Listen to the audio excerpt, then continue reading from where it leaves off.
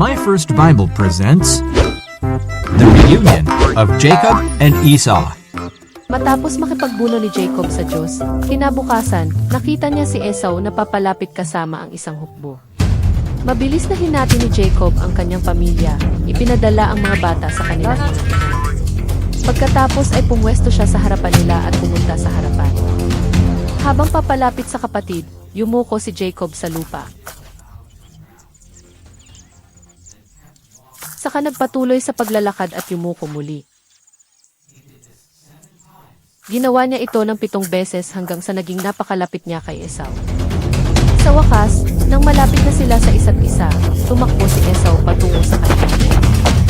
At niyakap siya na puno ng pananabig. Kamusta na, kapatid ko? Si Jacob ay nakadama ng matinding kaginhawahan sa narinig, habang pareho silang naiyak sa nangyari. Sino ang mga taong ito na kasama mo? Ito ang pamilyang ibinigay sa akin ng Diyos. Para saan ang mga kawan at baka na ibinigay mo sa akin? Iyon ay mga pasalubong ko sa iyo at sa pagtanggap sa akin. Natawa si Esau sa narinig. Kapatid, mayroon akong higit sa sapat. Ilaan mo lahat iyon para sa iyo. Hindi. Para sa iyo talaga yan. Pagpupumilit ni Jacob, Tanggapin mo na kung talagang ako'y pinapatawad mo. Pagkakita ko sa mukha mo at madama ang magandang pagtanggap mo sa akin, para ko na ring nakita ang Diyos. Subalit madami na akong alagang hayop. Gayunpaman, tanggapin mo na ang regalo ko sa iyo. dahil mapilit si Jacob, pumayag din si Esau. Sige, umalis na tayo at sasamahan ko kayo. Salamat.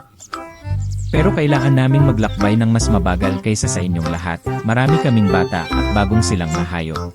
Kung gayon, pasasamahan ko kayo sa ilang tauhan ko para protektahan kayo.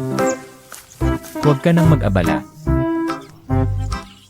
Ang Diyos ang aming tagapagtanggol mula noon hanggang ngayon. Kaya naman, bumalik si Esau sa lupain ng Edom.